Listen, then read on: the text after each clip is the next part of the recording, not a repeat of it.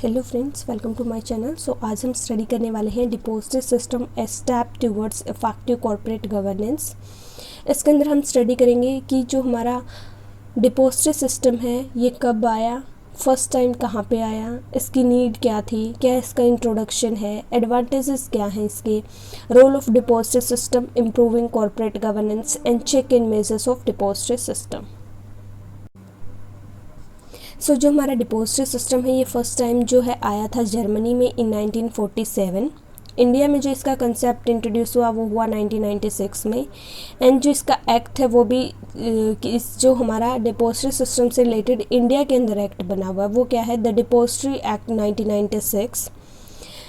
Depository system के अंदर जितना भी काम होता है, जितने भी ऑपरेशन होते हैं वो सारे क्या है, जो सेबी ने जो रूल रेगुलेशन बनाए हैं, जो लॉ बनाए हैं उसके अकॉर्डिंग होते हैं। सेबी यानी security exchange board of India, ठीक है, इनके रूल्स रेगुलेशंस हैं जो वो मानने पड़ते हैं जो भी डिपॉजिटरीज है, जो भी पार्टिसिपेंट्स हैं डिपॉजिटरी सिस्टम के अंदर।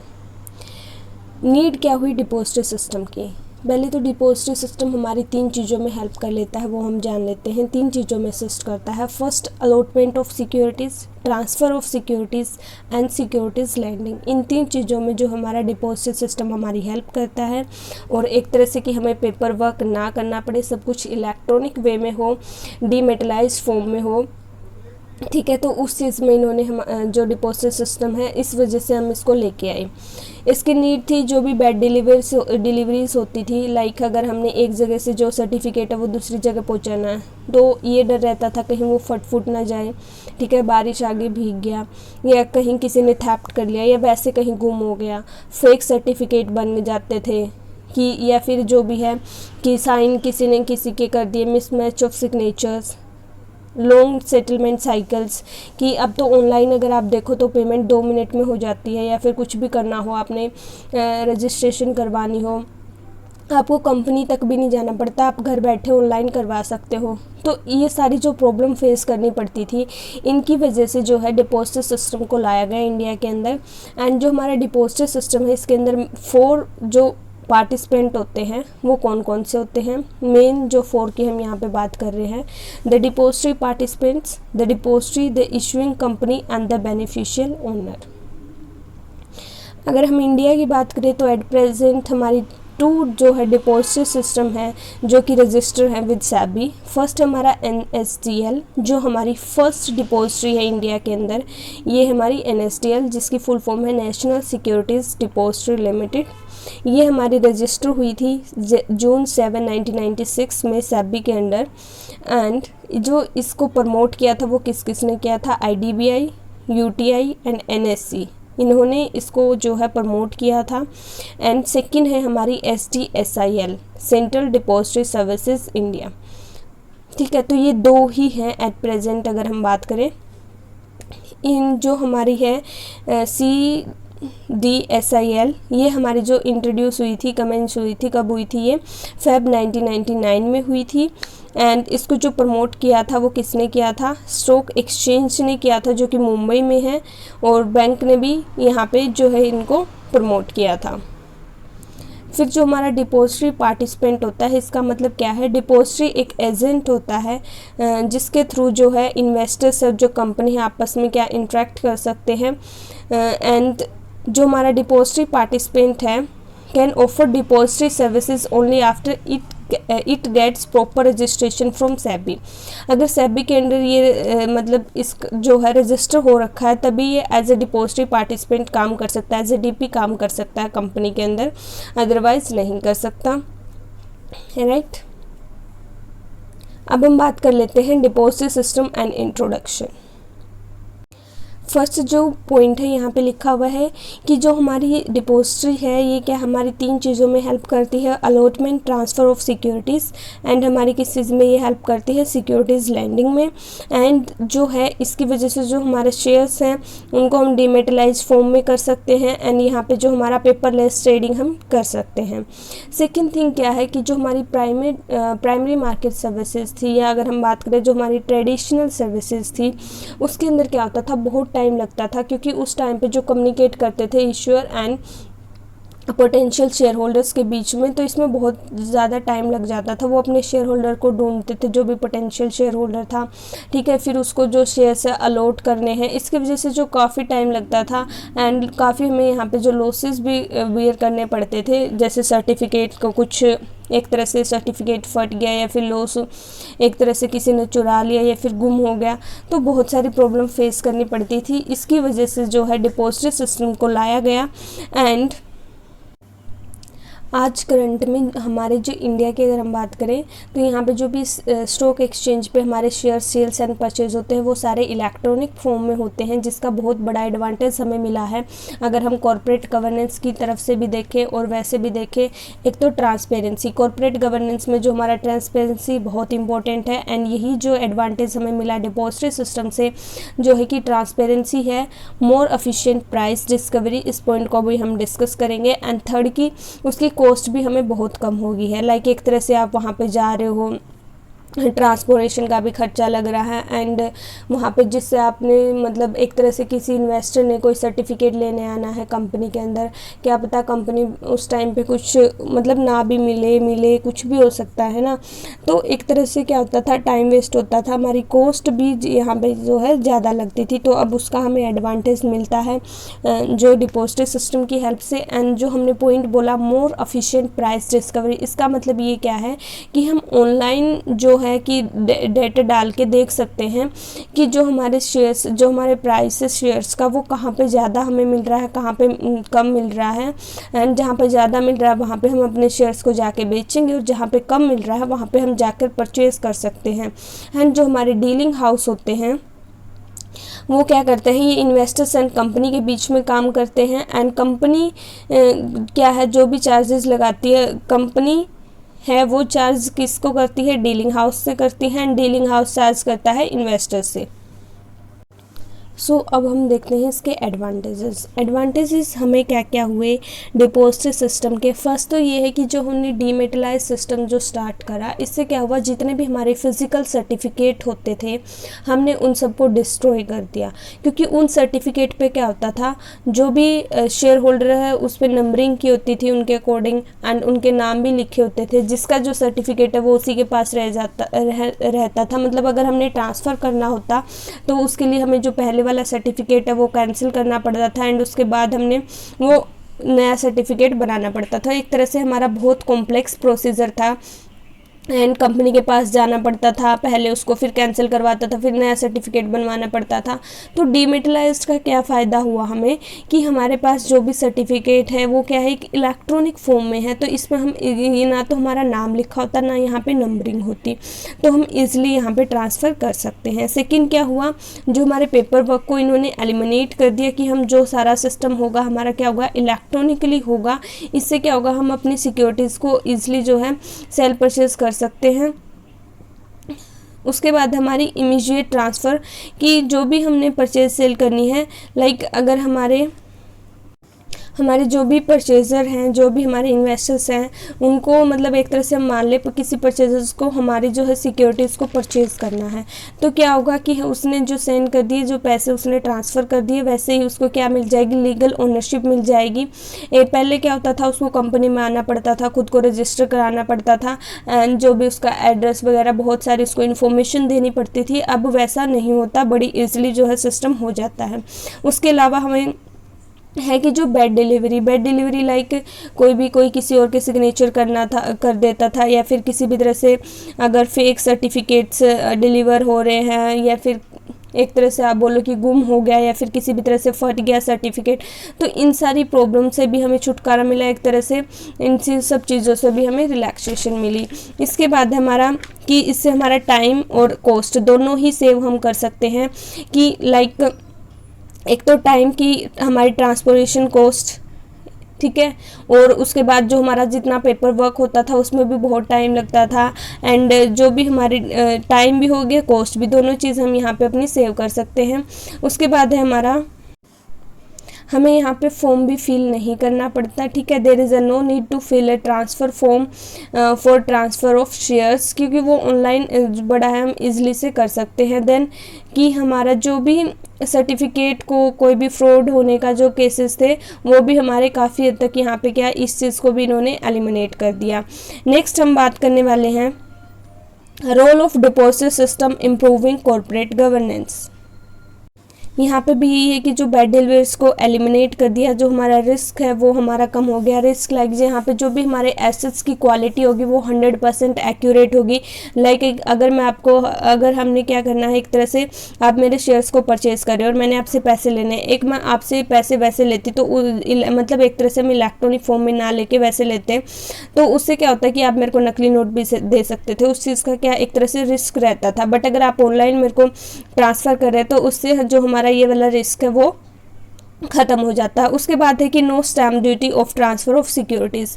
नो स्टैम्प ड्यूटी यानी जब भी हम एसेट्स को सेल या परचेज करते हैं तो हमें गवर्नमेंट को जो है कुछ चार्जेस पे करने पड़ते हैं, उसको हम बोलते हैं स्टैम्प ड्यूटी। तो यहाँ पे हम वो भी हमें यहाँ पे नहीं करने पड़ेंगे। उसके बाद है नेक्स्ट हमारा इमीडिएटली कि जो हमारी लीगल ओनरशिप है, लाइक हमने इससे पहले एडवांटेज में भी बात करी कि हमारा जो इन्वेस्टर्स है जो अगर उसने हमारी शेयर्स परचेज करे एक तरह से, तो जैसे वो हमें पैसे ट्रांसफ़र करेगा वैसे ही उसको क्या है लीगल ओनरशिप ट्रांसफ़र हम मिल जाएगी उसको, है ना।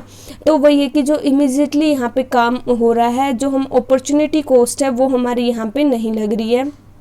इन सब चीज़ों से जो हमारे लॉसेज है ये भी क्या हो गए, मिनिमाइज हो गए। उसके बाद क्या है कि जो हमारा यहाँ पे ट्रेड एक तरह से फास्टर सेटलमेंट साइकिल है। फास्टर सेटलमेंट साइकिल यानी T+2 पे बेस्ड है।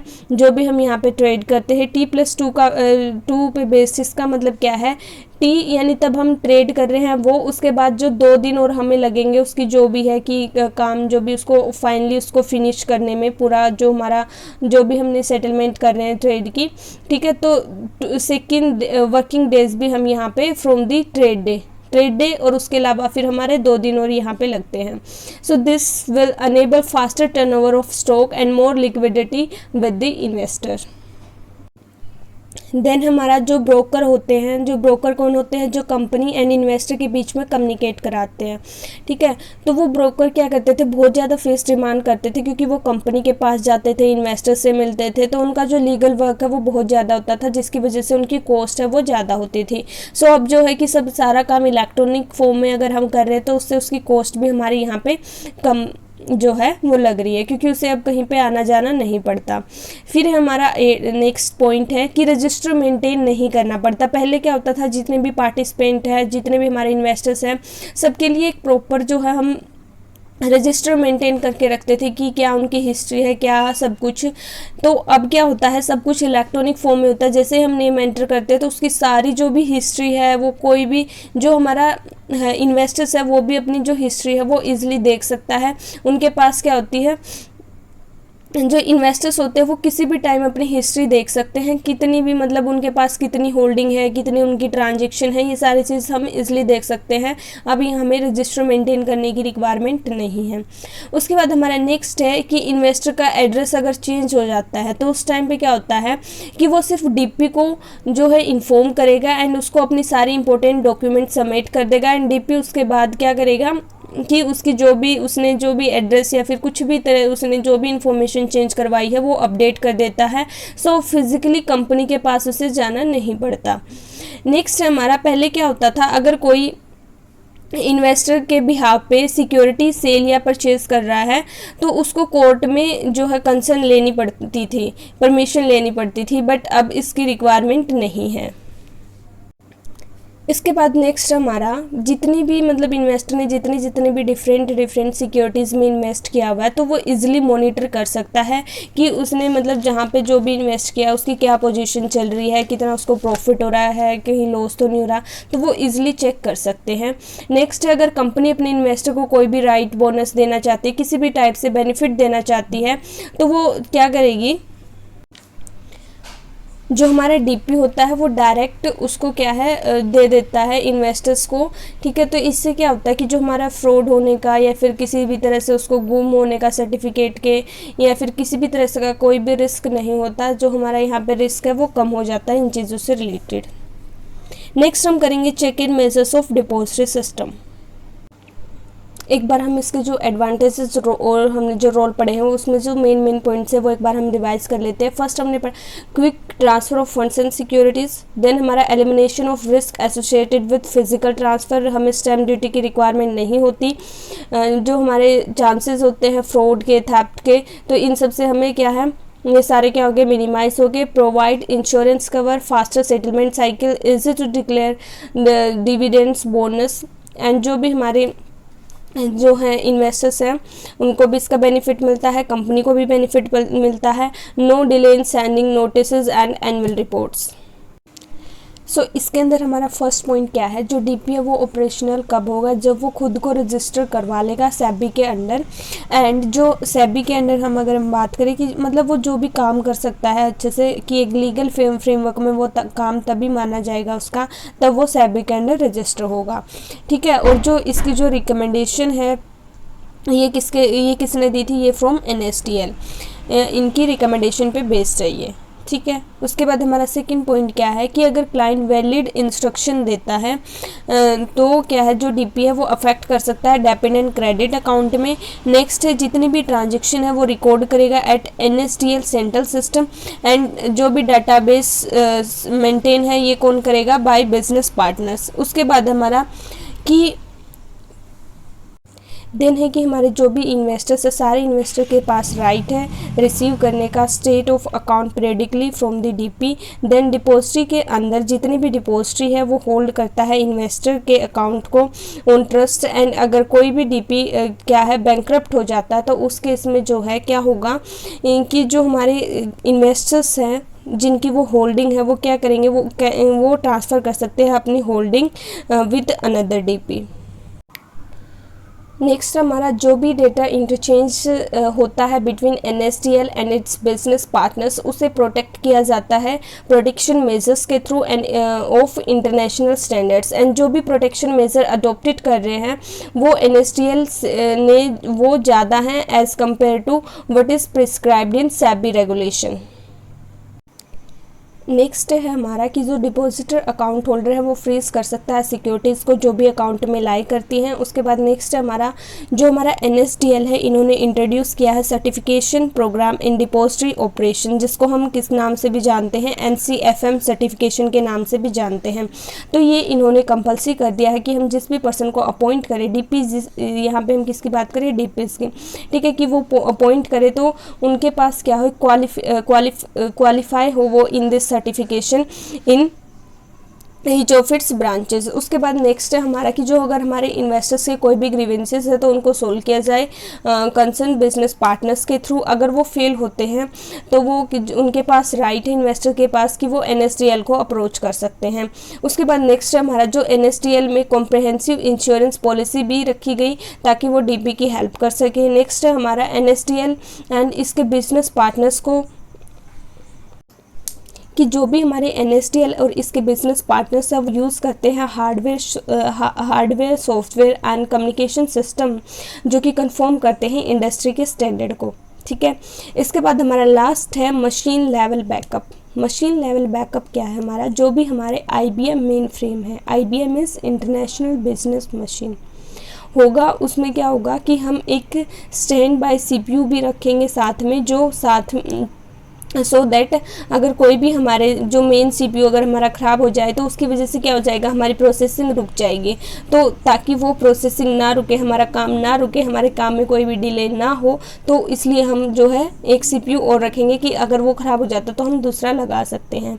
सेकेंड था इसी के अंदर कि डिस्क में RAID इम्प्लीमेंट होना चाहिए, RAID।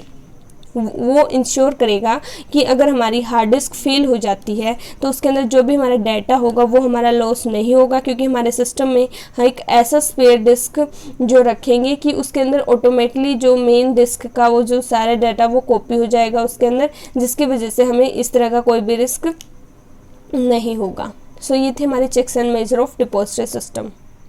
Thank you so much for watching. Please like, share and subscribe. Have a good day.